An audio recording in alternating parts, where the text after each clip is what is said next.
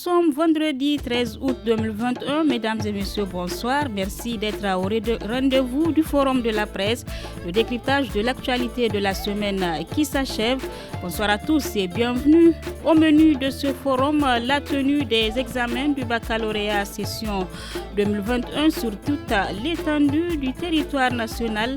Les examens émaillés de tentatives de fraude malgré les mesures de haute surveillance mises en place par les autorités. Ensuite, il sera question des dégâts occasionnés par les fortes précipitations enregistrées ces derniers jours dans tout le pays. Pour finir, nous parlerons santé avec les cas de choléra enregistrés ces jours-ci au Niger dans 3 régions, à savoir les régions de Maradi, Dosso et Zender. À la date du 6 août 2021, 12 décès ont été enregistrés selon le ministre de la Santé publique, Dr Ilyassou Idi Mensra. Pour débattre de ces questions, nous recevons dans ce studio M. Arimi Abakari. Il est journaliste à la radio alternative. Bonsoir M. Arimi. Ousmane Sidikou Doumbia, il est journaliste indépendant. Bonsoir. Bonsoir. Et au téléphone, nous avons El Haj Suleiman Mahamadou, journaliste au journal en ligne Niger Inter. Bonsoir El Haj. Bonsoir Nafissa. Et merci d'être avec nous. À la modération, c'est Nafissa Adam Sirfo.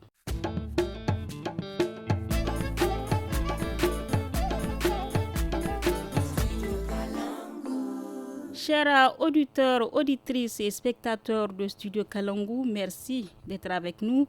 Cette année, ils sont plus de 80 000 candidats, dont plus de 37% de filles, à être inscrits aux examens du baccalauréat session 2021. Et selon les responsables en charge de l'organisation de ces examens, toutes les conditions ont été créées pour un examen propre. Cependant, des tentatives de fraude ont été détectées et déjouées. Et selon l'Union des scolaires du Niger, au moins 80 scolaires, dont 15 filles, tous candidats, ont été interpellés par les éléments de la police judiciaire de Niamey. La plupart de ces candidats mis en cause pour fraude par voie électronique aux examens ont été présentés lundi devant les juges de tribunaux communaux avant d'être déférés à la prison civile de Niamey. Je commence donc par vous, El Haj Suleiman, vous êtes au bout de la ligne. Oui, c'est ça. Alors, quelle appréciation faites-vous de l'organisation de ces examens des baccalauréats cette année? Il faut constater qu'il y a eu quand même des réformes au niveau de l'office du baccalauréat du Niger OBN. Oui, des nouvelles réformes comme? Des nouvelles réformes où les inscriptions ont été quand même faites par voie électronique. Les candidats ont des numéros. Vraiment, c'est qu'il y a une certaine modernisation, en tout cas, de cet examen que le baccalauréat. Effectivement. Malgré cela, justement, on avait assisté quand même à un report inopiné d'une semaine, compte tenu vraiment, en vérité, d'un certain nombre de considérations liées essentiellement, je crois, aux salariés du bac par les années antérieures. Et oui, et pour bien préparer ces examens, oui. Ce qui est curieux quand même, c'est les tentatives de fraude, malgré les mesures coercitives annoncées, l'implication de la Alcia, la police, la justice, et je me souviens des propos tenus par le ministre de l'Enseignement supérieur. Oui. Avec tout cela, on se rend compte que les gens n'ont pas des armées. Franchement, on se pose des questions dans quel pays nous sommes. Mais je pense que cela traduit véritablement l'état de, j'allais dire, en tout cas, de corruption, de prévarication, en tout cas, du pays, où les gens croient à la facilité, au lieu de travailler, les gens croient à la facilité. Et je pense que cet esprit, on doit le combattre, on doit vraiment sanctionner sans faiblesse. Il faut punir, comme l'a dit le président, la meilleure façon vraiment, en tout cas, d'assainir notre société. C'est véritablement de sanctionner rigoureusement en appliquant la loi. Donc, selon vous, c'est vraiment la corruption qui continue de gagner du terrain à travers vraiment ces tentatives de fraude de ces élèves? En ce qui concerne le bac, les élèves, c'est la sorte du gain facile, la facilité. Ils sont habitués à la facilité. Autrement dit, au niveau des années antérieures, il y a comme quelques poches de fraude donc, qui n'étaient pas bouchées. Mais cette année, on se rend compte qu'avec les mesures drastiques envisagées, en tout cas, ça devrait décourager tout le monde. Mais si, effectivement, malgré les menaces les gens n'ont pas hésité à chercher à tricher. C'est quelque part, véritablement, nous sommes dans une situation, en tout cas, je veux dire que, en tout cas, qu'on ne peut pas expliquer. C'est des responsabilités donc qui sont partagées? Absolument, absolument. En tout cas, le mal est profond. Il faut donc véritablement chercher vraiment des solutions appropriées, en tout cas pour dépasser vraiment ces considérations. D'accord. Alors, je reviens dans ce studio avec vous. Je commence par vous, donc, Sidikou Ousmane Doumbia. Selon El Haj Suleiman, malgré donc toutes ces mises en garde faites par les autorités en charge de l'éducation ainsi que celles faites par la Halcia, ces élèves n'ont pas, n'ont pas hésité à faire recours à la tricherie. Selon vous, êtes-vous d'avis qu'ils sont à la recherche du gain facile? Ils recherchent la facilité? Merci Nafissa. Vous savez, moi je me dis que cela illustre vraiment le mal profond qu'est vraiment cette corruption, mais cette quête du gain facile. C'est vrai, il y a une innovation dans l'organisation du bac à travers qui est vraiment à féliciter. Comme diraient nos amis de l'autre côté, c'est bon, mais ce n'est pas encore arrivé. Vous l'avez si bien dit à l'entame de vos propos, malgré les dispositions prises, les dispositions de sécuriser un bon déroulement de ces examens, que ce soit par le ministère en charge de l'office du bac, la Halcia, on a vu que certains esprits malins n'ont pas hésité à vouloir passer par ce raccourci, ce qui est dommage. Moi, je me dis que les responsabilités, il faut savoir les situer et savoir sévir. Mais selon vous, où se situent ces responsabilités, c'est ça. Pardon, c'est là où je dis elles sont à partager. Moi, je suis atterré de voir des enfants être portés, malgré les dispositions, à travers des voies électroniques, de chercher à frauder. Je me dis que les parents, peut-être on peut ça ne les dédouane pas, mais certains n'y sont pour rien dans cette histoire. Mais ça m'étonnerait qu'un enfant de son propre chef puisse vraiment emprunter cette voie. Ça veut dire quoi? Ça veut dire quoi? Que les élèves pris la main dans le sac, les parents, vraiment toute la chaîne, parce que vous souviendra que certaines épreuves, d'un souci d'être sécurisées, ont passé la nuit dans des commissariats, la Halsa s'y est impliquée. S'il y a vraiment des fuites ou bien de telles tentatives, moi je pense qu'il faut suivre la chaîne. Cette même chaîne doit être démantelée et sévir. Occasion pour interpeller tous les acteurs de l'école, que ce soit l'autorité, que ce soit les élèves, les parents d'élèves. Moi je pense que après, à l'issue de ces examens, c'est de créer le cadre vraiment pour que chacun joue sa partition, pour que effectivement on arrive petit à petit à ôter de l'esprit de ces élèves-là que vraiment tout doit être obtenu à la sueur de leur front, et en ce moment le mérite allait même leur revenir. Et malheureusement, la plupart de ces élèves qui ont été interpellés sont placés à la prison civile. Leur avenir est en jeu, si on peut le dire. Moi, franchement, je me dis qu'il ne faut pas voir que non, c'est des élèves, c'est des enfants. Non, mais c'est des enfants, mais ils doivent mesurer la portée des actes qu'ils ont eu à commettre. Donc, ils doivent répondre. Occasion aussi d'interpeller, on a vu comment la Halcia s'est gargarisée dans l'implication de ces examens. Elle veut bien sévir, donc elle est aussi attendue sur d'autres fronts où elle se doit, la même ardeur qu'elle a démontré, qu'elle a su développer, il est attendu de cette institution qu'elle soit développée ailleurs pour que aussi des gens qui ont eu à commettre des impairs puissent répondre de leurs actes. Les responsabilités doivent être situées de partout. Arimi, selon vous, comment vraiment lutter efficacement contre cette fraude lors des examens et permettre même au système éducatif nigérien de retrouver sa crédibilité? Écoutez, je crois que c'est plus profond que juste la fraude ou vraiment le système éducatif. C'est de toute notre société qu'il s'agit. On a perdu vraiment des valeurs essentiel, où la tricherie c'était quelque chose de grave dans ce pays et dans toutes les communautés de ce pays. Tricher, c'est vraiment faire preuve de lâcheté, de bassesse et tout. Vraisemblablement, ce n'est plus le cas. Aussi, quand on parle de perte de valeur, malheureusement, peut-être que cette fois, des parents n'ont pas été pris. En tout cas, on fait la grande délit d'avoir favorisé la tricherie chez leurs enfants. Mais toujours est-il que nous avons des enfants qui sont capables de poser de tels actes. Qu'ils posent ici, aujourd'hui, pour obtenir le bac, mais qu'ils pourraient poser pour vendre y compris les intérêts du pays, honnir vraiment le nom du pays, vraiment tirer dans la boue l'image de tout un pays, de toute une famille, de toute une communauté. Et surtout, c'est donc, la jeunesse sur qui on compte dans l'avenir. Justement, et c'est ce qu'on dit traditionnellement. On dit, si tu ne sais pas faire pleurer ton enfant, il va te faire pleurer. Et c'est ce qui est en train d'arriver. Et malheureusement, comme je disais que c'est un mal profond, je crois qu'il ne s'agit pas seulement de sanctionner, c'est-à-dire par la prison, par la suspension de l'enfant pendant 5 ans. Oui, c'est des mesures qu'il faut maintenir, mais je crois qu'on doit franchir le pas d'un certain changement de comportement.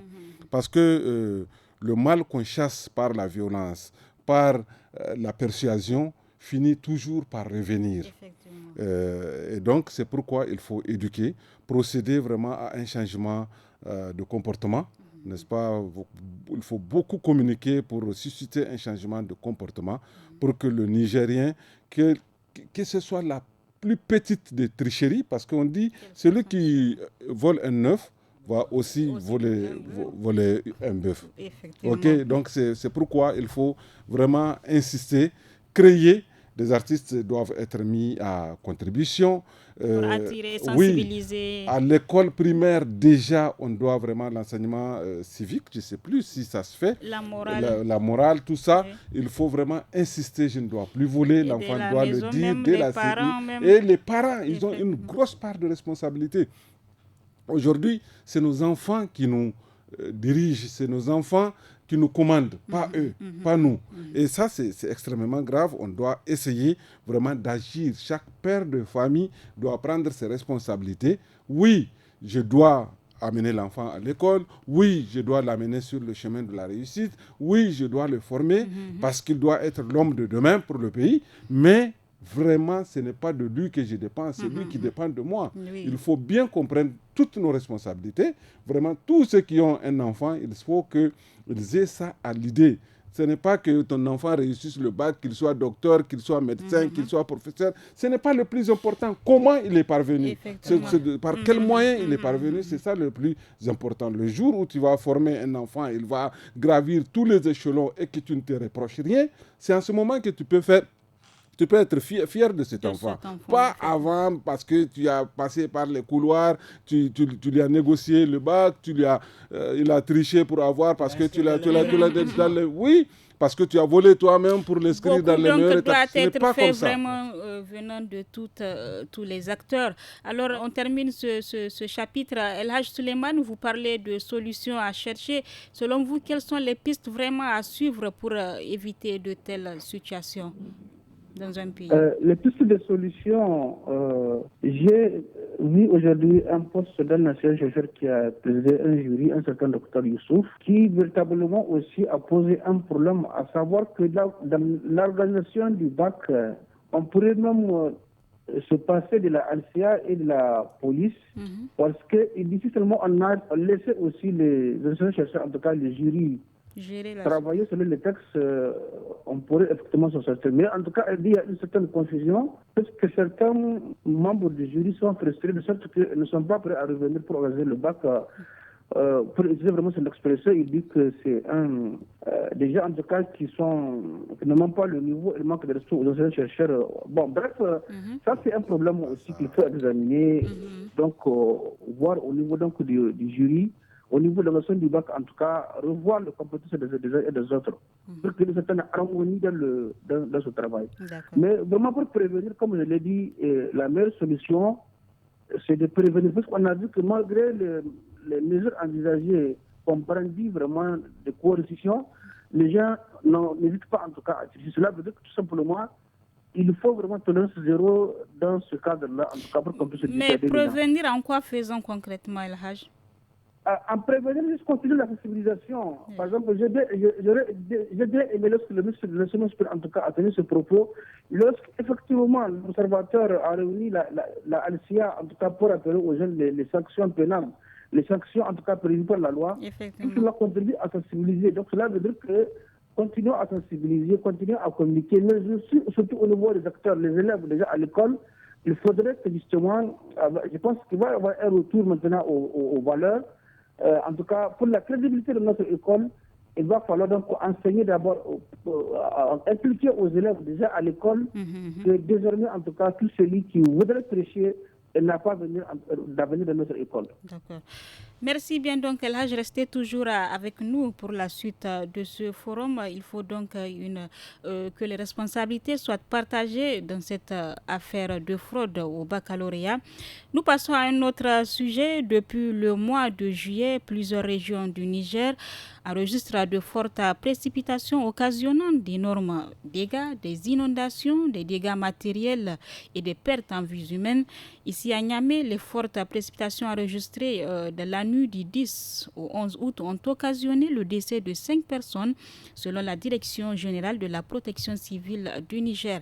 La situation au plan national à la date aussi du 11 août 2021 se caractérise de 52 morts, plus de 50 000 personnes sinistrées, soit 5 694 ménages, plus de 4 000 maisons et 282 cases effondrées et 897 têtes de bétail emportées, d'après toujours la Direction générale de la protection civile. Sidikou Ousmane Doumbia, sommes-nous vraiment toujours en train de vivre les changements climatiques, comme on le dit? Non, ça c'est trop facile. On a vu bis repetita, les mêmes causes sont en train de produire les mêmes effets. Chaque année. Donc franchement, il y a lieu de remettre cette question sur la table et d'en interpeller tous les acteurs afin que chacun joue sa partition. Moi, je ne peux pas comprendre que d'abord, en premier lieu, il faut que vraiment les services domaniaux fassent véritablement leur travail. Je ne peux pas comprendre, bien que peut-être ils sont en train de faire du mieux qu'ils peuvent, mais c'est pour ça que je dis qu'il faut diviser la poire pas en deux, même en plusieurs parties. Vraiment les services domaniaux. Moi, je ne peux pas comprendre que vous laissiez des gens, en dépit de tout ce qui a été fait comme avertissement ou bien disposition prise, qu'ils reviennent sur leur ancien lieu d'habitation. Ça, c'est un. Secondo, on a vu des structures en charge. On a vu des gens, on dit que voilà des infrastructures qui ont été faites. C'est bien, mais qu'on dise que de telles infrastructures ne puissent pas voir à côté des canaux d'évacuation d'eau. Aujourd'hui, le sérieux problème que vit vraiment ces populations, c'est le problème d'évacuation des eaux, Nafissa. Donc, c'est les infrastructures, même l'urbanisation. C'est ça, je dis tous les acteurs autour de la question. Je ne peux pas comprendre qu'à chaque année, que les mêmes causes continuent à produire les mêmes effets et que parallèlement, qu'on nous dise que bon, voilà, c'est telle somme qui a été injectée. Vraiment, c'est dommage. Occasion pour nous, franchement, de souhaiter vraiment prompt rétablissement aux blessés et toute notre compassion aux familles endeuillées à l'issue de ces pluies fortes que nous avions enregistrées. Et malheureusement, vous le disiez, les populations qui continuent d'habiter les lieux qui ne sont pas vraiment propices, malgré les interpellations. Selon vous, vraiment, comment minimiser tous ces dégâts? C'est ça, c'est là où je dis il faut que chacun joue sa partition à l'autorité, aux services domaniaux. Vraiment, tous les acteurs doivent jouer leur partition. Voilà, vous ne pouvez pas continuer à subir les mêmes dégâts et que juste après la fin de la saison, vous revenez. Et surtout que dans beaucoup de cas, beaucoup ont été dédommagés. Des places leur ont été affrétées. Donc moi, je ne peux pas comprendre qu'ils les bradent, d'accord, mais ils n'ont pas à revenir sur les mêmes lieux d'habitation. À moins qu'ils veuillent en faire de ça un fonds de commerce. C'est dommage. C'est dommage, Nafissa. Arimi, comment vous analysez vraiment cette situation en cette période avec ces énormes dégâts occasionnés par les fortes précipitations? Bon, il faut aussi d'abord voir que chaque année, vraiment, les précipitations sont de plus en plus importantes. Le changement climatique. Comme le dit quelqu'un, bon, on peut tirer notre épingle du jeu si nous nous organisons. Parce que nous n'avions pas d'eau, on s'est beaucoup plaint. Notre plainte a véritablement été entendue, nous avons beaucoup d'eau et on est en train de se plaindre encore. Oui. Et à mon avis, c'est vraiment d'une organisation, d'une réaction à cet état de fait que nous avons besoin. Niamey a enregistré à certains endroits 144 mm. Rien qu'hier, oui. C'est presque jamais vu. Et ça, même si on s'est préparé, même si les gens n'ont pas réoccupé leur ancien terrain, ça pourrait arriver parce que nous n'avons rien fait pour réagir à une telle situation. Nous n'avons rien fait pour prévenir cette situation qui, apparemment, selon les experts, c'est des situations qui iront en s'empirant. Et donc, ce qui se dit que vous proposez, par exemple, vraiment améliorer ou vraiment construire, parce qu'il n'y en a même pas en réalité, des voies d'évacuation d'eau, c'est extrêmement important. Parce qu'il n'y a pas que là où les gens ont été évacués, dédommagés et tout, que le problème se pose. Aujourd'hui, moi, on le voit sur les goudrons même, ils n'arrivent pas à venir avec leur véhicule parce que leur quartier, il n'y a pas de voie d'évacuation. Partout, c'est de l'eau. Dès que tu sors de ta maison, si dans ta maison, il n'y en a pas, c'est dans de l'eau que tu vas mettre.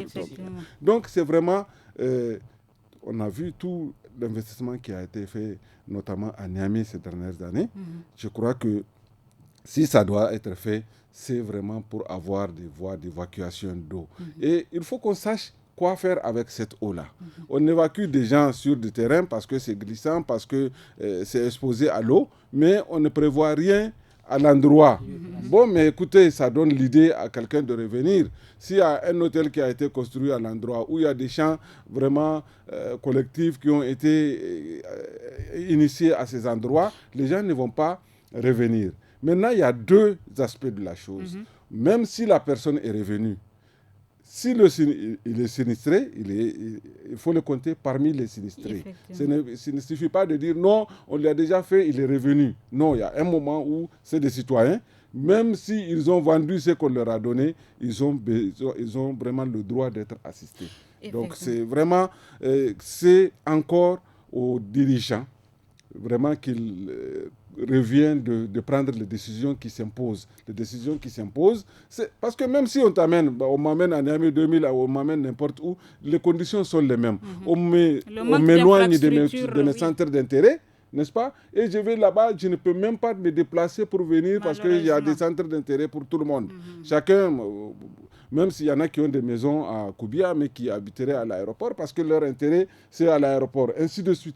Donc, vraiment, c'est d'étudier tous ces aspects et vraiment de proposer des solutions, pas avec je suis dirigeant, lui n'est que citoyen, non. Oui, ne pensez-vous pas que, M. Arimi, qu'il n'y a pas qu'aux dirigeants de prendre la situation en main, les citoyens aussi doivent prendre la situation en main? C'est un aménagement collectif. Ce n'est pas, malheureusement, chacun construit sa maison et la met à l'abri de l'inondation. Ce n'est pas possible, personne ne peut le faire. Ça, vraiment, ça incombe d'abord à l'État de prendre les dispositions pour que personne ne tombe dans une situation comme ça. Si on ne prévoit pas, il y a des États, aujourd'hui on a vu, ils ont certainement plus de moyens que nous, ils ont mieux travaillé que nous, mais quand des situations comme ça s'annoncent, ils arrivent à déplacer 200 000 personnes d'entrée. Nous, on n'arrive même pas à déplacer 50 personnes. Elhaj Suleiman, on va donner la parole à Elhaj Suleiman. Elhaj Suleiman, vous êtes au bout de la ligne. Êtes-vous d'avis qu'il incombe à l'État vraiment de prendre la situation dans ce genre de situation d'inondation que vivent nos régions ces derniers jours? Je pense que l'État a une part de responsabilité très importante. Tout comme également, il y a la responsabilité des citoyens.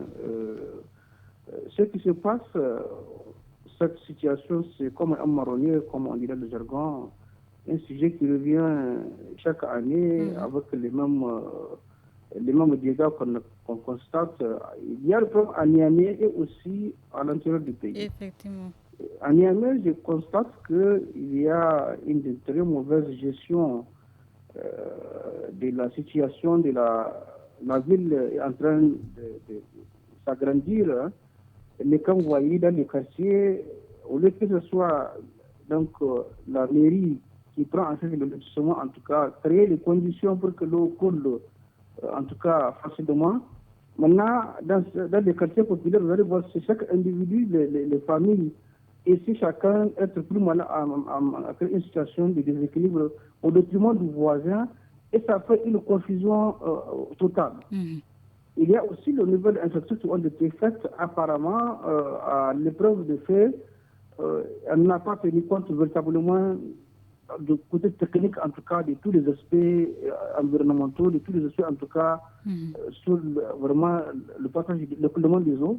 Donc, on se rend compte qu'il y a beaucoup d'insuffisances, ce qui fait qu'aujourd'hui, l'eau ne circule pas normalement à Niamey. Et maintenant, voilà pourquoi les conséquences sur les grandes voies maisons, et les grandes voies aussi. D'effondrement des maisons. Donc, à Niamey, je pense que l'État doit véritablement, avec en tout cas les autorités communales, doit franchement prendre la chose en main pour vraiment faire en sorte que les conditions que l'eau coule normalement dans la ville, en tout cas pour éviter donc ces dégâts. Vous soutenez également qu'il revient vraiment à l'État de prendre la situation en main. Et ce n'est pas qu'à Niamey que les dégâts sont énormes. En région également, à Agadez par exemple, parmi les désagréments causés par ces fortes précipitations, l'on peut citer la route Agadez-Tirozérine-Arlit qui s'est coupée juste à la déviation du pont Telwa. Et les usagers de cette route sont bloqués depuis le 4 août suite à la crue du Kori Telwa au niveau de la déviation. Avant donc de poursuivre, je vous propose d'écouter quelques usagers de cette route rencontrés par notre correspondant. On les écoute. Notre bus est là depuis le matin. Avec les passagers, n'ont pas pu vraiment passer. Donc vraiment, on est dans une galère là. Vraiment, s'il y a quelque chose, l'autorité doit nous faire pour l'ouverture du pont. Je venais de Niamey. On était là depuis 10 heures et jusque là, l'eau de Telwa nous a bloqués. Et du coup, on ne sait pas de quelle manière on devrait s'en sortir. Ouais, là vraiment on est bloqué. Je vais partir à Tiro. On est bloqué. On a hâte de voir cette pont ouvert quoi. C'était là le cri de cœur de certains usagers de la route Agadez-Tirozérine-Arlit. On sait que le Kori du Telwa, ça ne date pas d'aujourd'hui.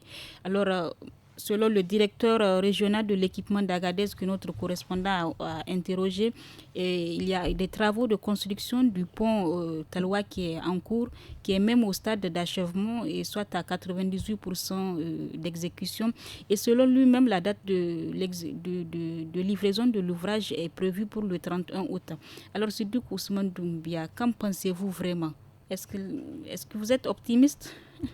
Vous savez, Nafissa, moi je me dis qu'à entendre rien que le son de cloche de ces usagers-là, on ressent cet aveu d'impuissance. Donc ça ne sert à rien de vouloir livrer dans les délais. Il faut que vraiment un travail sérieux soit fait. Parce que vous l'avez si bien dit, le Telwa, ça ne date pas de maintenant. Et quand ça coule, donc en impossible, les gens sont stoppés net dans leur activité ou bien dans leur traversée. C'est ce que vivent les usagers actuellement. Justement, maintenant, il ne suffit pas de donner une date de livraison pour le pont. Il faut que vraiment un travail sérieux soit fait. C'est ce que nous avions vécu ici. Nous sommes en train de vivre ici à Niamey. On s'est précipité à vouloir livrer dans les délais, mais in fine, ça s'est écoulé comme un château de cartes. Donc vraiment, c'est bien beau de vouloir respecter les délais, mais il faut aussi que vraiment un travail sérieux soit fait pour que vraiment l'on ne revive pas les mêmes cauchemars. Prions que ça soit livré dans les délais et aussi que ça soit un travail vraiment de qualité pour que nous ne puissions pas assister ce que nous sommes en train d'assister pratiquement tous les ans. Arimi Abba, que dire vraiment sur la situation du Kori Telwa qui bloque la route chaque année? C'est un cours d'eau, je dirais, en fait, très puissant. Aucun bus, aucun camion ne peut le traverser quand il coule. Et c'est des jours et des jours. Et des jours. Et l'année dernière, à pareil moment, j'étais à Arlit. Pendant la semaine que j'ai passée, c'était de s'informer chaque jour qu'il n'a pas plu entre les deux villes, Arlit et Agadez, et que les Kori, parce qu'il n'y a pas en fait un seul point où la route peut être coupée. Voilà, il y a plusieurs Kori qui coulent. Vous savez, les Kori, il peut ne pas avoir plu à Agadez par exemple, mais les Kori peuvent se mettre à couler parce que c'est ce qu'il pleut comme eau au niveau des collines, n'est-ce pas, qui s'amassent pour descendre vers le sud. Oui. Donc c'est de cela qu'il s'agit et c'est extrêmement violent. Moi j'espère tout simplement que le pont qui est sur le point d'être achevé est une infrastructure vraiment assez solide, assez responsable. Parce que sinon, ça ne sert à rien vu la puissance de cette eau-là. Et je dirais que si c'est bon, c'est vraiment un ouf de soulagement pour toute la population de la région et tous les Nigériens qui vraiment fréquentent cette route essentielle. Parce que sinon, ça coupe pratiquement une bonne partie du nord du pays, du reste du pays. Voilà, donc c'est extrêmement important. Il faut que ça soit une infrastructure vraiment construite conséquemment. J'espère que c'est le cas et Dieu nous donne le temps de l'observer et de dire ce qu'on pense d'apprécier. Elhadj Suleiman, alors à votre niveau, quelles sont vraiment les meilleures issues pour contrecarrer les catastrophes naturelles, comme ce sont des catastrophes naturelles comme on le dit chaque année en période pluvieuse? Quelles sont les meilleures issues selon vous pour contrecarrer ces catastrophes naturelles? La meilleure façon, c'est qu'on essaie vraiment de prévenir ce qu'on peut prévenir en ce qui concerne donc justement la gestion du passage des eaux. Il y a des coins où on sait vraiment que c'est des passages de l'eau. Donc les avis des techniciens de l'environnement, de l'hydraulique, en tout cas tous ceux qui peuvent véritablement donner leur avis technique. En tout cas, on doit inspecter donc le passage de l'eau parce qu'il faut qu'il y ait à tous les niveaux faciliter donc l'écoulement des eaux. Mais lorsqu'on vient du fait donc de l'homme perturber donc le passage connu donc naturel des eaux, ça perturbe véritablement la situation et ça crée des conséquences de ce genre. C'est ce qu'on vit actuellement. L'autre aspect aussi, c'est l'habitation. Vous savez, dans le monde rural, pour le dire, et il faut s'inquiéter davantage avec le changement climatique, qui serait en tout cas une réalité. C'est-à-dire que l'habitat qu'on a dans le monde rural, par exemple, les maisons en banco, par exemple, dans le secteur, en tout cas, le nomade, avec le truc des cases en paillotte, c'est moins dangereux que l'argile. L'argile qui est fait, en tout cas, de sorte que... Qui est facile à s'effondrer, oui. Abondante, en tout cas, quand il y a des lots abondantes, ça ne résiste pas. Et quand ça tombe, ça fait des dégâts vraiment malheureusement en vie humaine, les animaux, tout cela. Donc, vous voyez tout cela, je veux dire qu'il faudrait qu'on ait cette vision de l'avenir. Le changement climatique, c'est une réalité qui un jour ne va pas neiger dans notre pays. Ça peut arriver. Donc, il va falloir donc qu'il y ait cette perspective, en tout cas cette réflexion prospective, pour vraiment parler au plus précis. Et par rapport à la question, par exemple, à Taloa, il y a un peu partout dans le pays, effectivement, des situations comme ça, où pendant cette période-là, c'est coupé, en tout cas, les gens vont se débrouiller pour donc, cela veut dire que là aussi... Cette question du Taloa a trop duré, Elhadj Suleiman. C'est un point qu'il va falloir faire de sacrifice, c'est un point vraiment fait de façon vraiment, en tout cas, à mode définitif, qui peut vraiment supporter, en tout cas, les gens peuvent traverser, en tout cas, que ce soit donc les pluies. Donc je pense que c'est un peu cela demande un certain nombre de moyens, mais on pense que l'État avec des partenaires en tout cas peut en tout cas programmer cela. Si on n'a pas de solution dans un an, 2 ans, 3 ans, on peut justement penser qu'il est possible en tout cas donc, de trouver des solutions. Parce que quand ça bloque la population avec le pays, c'est là où c'est dangereux dans un contexte de sécurité. Les activités seront au ralenti également. Donc vivement la livraison vraiment de cet ouvrage prévu selon le directeur régional de l'équipement d'Agadez au 31 août 2021. Nous allons marquer une petite pause avant de poursuivre ce débat.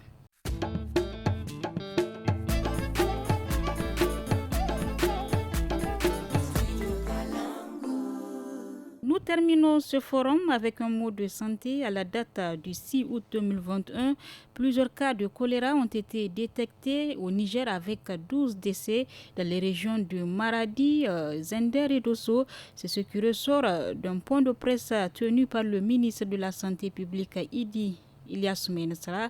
Nous écoutons donc un extrait de son point de presse avant de revenir. Depuis quelques semaines, notre pays enregistre des cas de diarrhée vomissement dans les régions de Zender, Maradi et Dosso.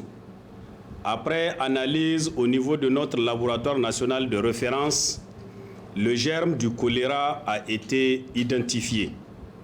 Les districts sanitaires touchés sont ceux de Tanout, Magaria, Damagaram Takaya, Myria dans la région de Zender, Maradi commune, Madarumfa et Guidarumji dans la région de Maradi, Gaya et Dogondouti dans la région de Dosso.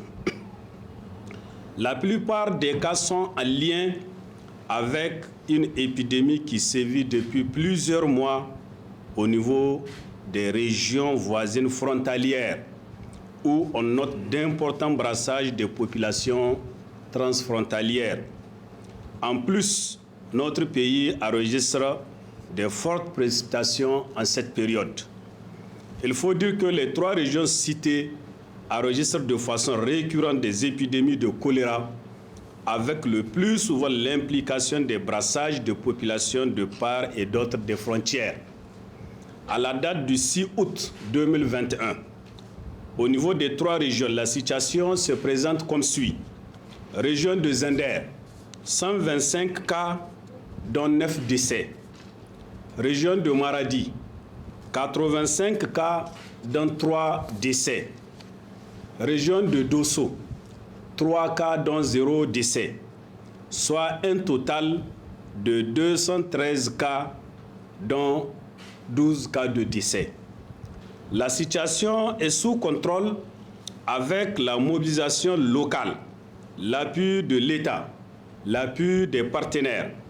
Mais nous devrons nous préparer davantage à renforcer la vigilance au vu du contexte et du caractère très contagieux de cette maladie. Le ministre de la Santé publique Idi Ilyasu Menassara sur les cas de choléra qui ont été détectés dans 3 régions du Niger. Et selon toujours le ministre, la plupart de ces cas détectés sont en lien avec une épidémie qui sévit depuis plusieurs mois au niveau des régions voisines transfrontalières, précisément au Nigeria. Et selon lui, des mesures ont été prises pour y faire face à Arimiaba. Pensez-vous que toutes les conditions sont réunies ici au Niger pour une meilleure riposte à cette épidémie? Bon, tout ce que je peux retenir, c'est que les mesures qui valent pour lutter contre la Covid-19, n'est-ce pas, valent aussi pour le choléra. Et donc, vu que ces mesures sont d'actualité, il y a certes la distanciation sociale, mais le lavage de mains, c'est extrêmement important en la matière. Et donc, j'espère que, et vu, le ministre a parlé de depuis mai, le début, et jusqu'à aujourd'hui, nous sommes à 212 ou quelque chose comme ça de cas sur toute l'étendue du territoire national. On espère que des mesures ont été prises qui pourraient permettre de faire face à cette maladie dangereuse.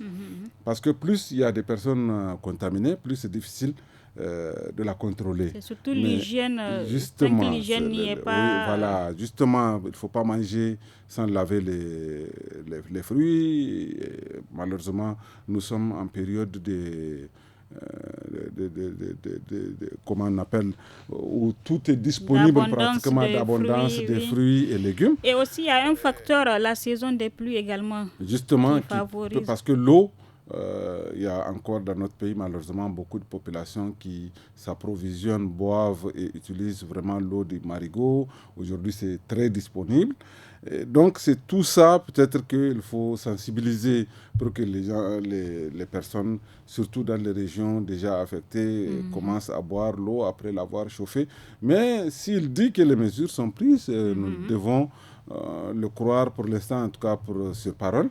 Et c'est apparemment le cas parce que l'avoir maîtrisé depuis le mois de mai, même si on ne l'a pas éradiqué, c'est à cela qu'il faut veiller. Parce qu'il suffit d'un rien pour que ça se propage sur toute l'étendue du territoire national. Et l'eau est malheureusement aujourd'hui partout, dans nos maisons, dans la rue. Les enfants peuvent jouer avec, tout ça.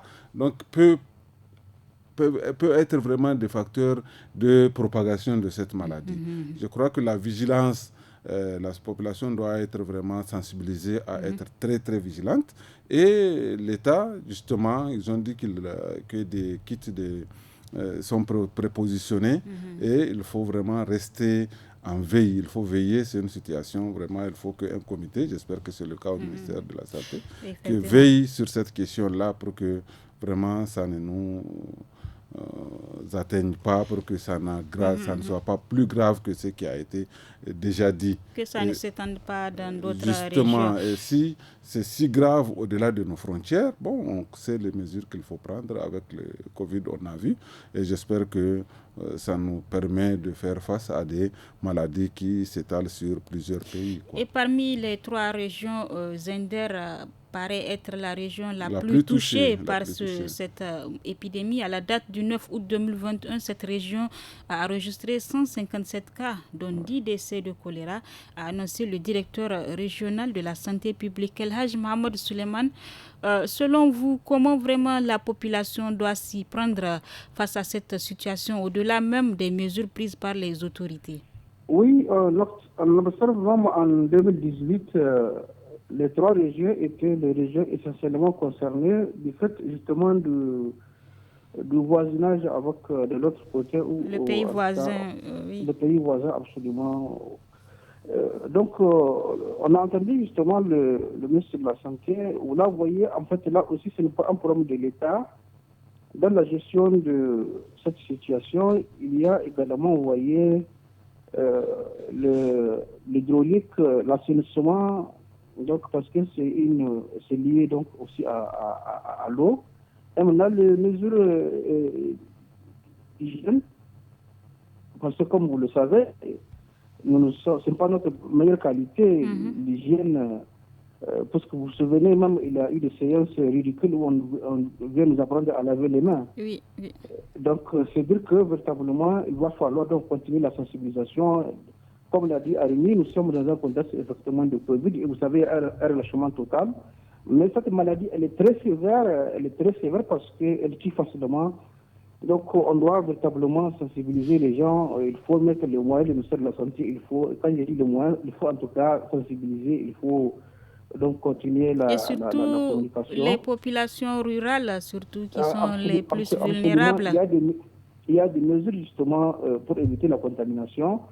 Donc, c'est l'alimentation. Donc, vous voyez, en tout cas, l'hygiène élémentaire qu'il faut, vous voyez. Donc, c'est bien dommage parce que, vous voyez, cette maladie, on a pensé que, des années, on a pensé que ça n'est fini, et vous voyez, chaque fois. Mais c'est encore inquiétant, comme vous l'avez dit au début, parce qu'avec maintenant la saison des pluies, franchement, c'est ça qui est inquiétant. Donc, franchement, il faut sensibiliser davantage les populations à tous les niveaux pour vraiment parler au plus précis. Et donc, Sidi Koussoumane Doumbia, comme l'a dit El Hadj Suleiman, le Niger n'est pas à sa première épidémie de choléra. Rappelons qu'en 2018 également, les 3 régions étaient les régions les plus touchées par cette maladie. Selon vous, que faire davantage pour éviter ce genre de situation? Doit-on prévenir? Que doit-on faire? Ils l'ont dit, c'est vraiment de prendre toutes les dispositions qui s'imposent à cet effet, à commencer par cette sensibilisation. Sinon, à quelques géométries variables, c'est pratiquement les mêmes mesures que la Covid-19, à l'exception de la distanciation sociale. C'est là où d'ailleurs vraiment il y a des inquiétudes parce qu'on sait que les gens sont réticents. Il y a eu un relâchement quant au respect de du respect de ces gestes barrières. Donc vraiment, c'est de tabler beaucoup plus sur la sensibilisation et à amener les gens vraiment à travers un changement de comportement à intégrer vraiment l'hygiène dans leur vécu quotidien parce que vous l'avez si bien dit, les conditions s'y prêtent. Nous sommes en saison pluvieuse, il y a l'eau et vous l'avez dit, nos parents qui sont dans les contrées rurales, ils sont beaucoup les plus à être impactés du fait même de la qualité de l'eau que nous prenons consomme, ici même dans la capitale, à plus forte raison dans ces contrées-là. Donc vraiment, c'est de tabler beaucoup plus sur la sensibilisation et vraiment amener les gens à être beaucoup plus portés sur l'hygiène. Et on espère que les dispositions sont prises au niveau du ministère en charge de la santé. On l'espère bien, pour que vraiment nous ne puissions pas vraiment connaître des proportions assez inquiétantes. D'ailleurs, que la maladie soit maîtrisée, c'est une bonne chose. Maintenant, vivement que les moyens soient mis à contribution pour à défaut de l'éradiquer, pour qu'elle soit atténuée. Les mesures d'hygiène donc doivent être respectées par la population et l'État doit vraiment tout faire pour contrecarrer, voire éradiquer cette maladie, cette épidémie qui sévit dans les régions du Niger. Et c'est ici donc que se referme le forum de la presse de ce soir. Nous étions en compagnie de Ousmane Sedikou Doumbia et les journalistes indépendants. Merci d'être venu. Arimi Abakari, journaliste à la radio alternative, merci aussi. Et nous étions avec El Haj Mahamadou Suleiman du journal en ligne Niger Inter qui était resté au bout de la ligne. Merci El Haj. À la modération, c'était Nafisa Adamou. À la technique, Madame Aminatou Hassan. À la régie vidéo, c'était Mustafa Ayuba. Rendez-vous ce week-end sur les 47 radios partenaires du studio Kalangou pour suivre le programme des jeunes samedi et dimanche dès 17h avec l'actu des jeunes en 5 langues suivi de tous à la FADA. Et à partir de 18h15 samedi, le forum en Hausa sur la scolarisation et le maintien de la jeune fille à l'école dans les départements de Djundju, région de Dosso. Et le dimanche, le forum en Zarma à partir de 17h sur l'impact du changement climatique sur la production agricole à Gaïa. À très bientôt sur le studio Kalango. Au revoir.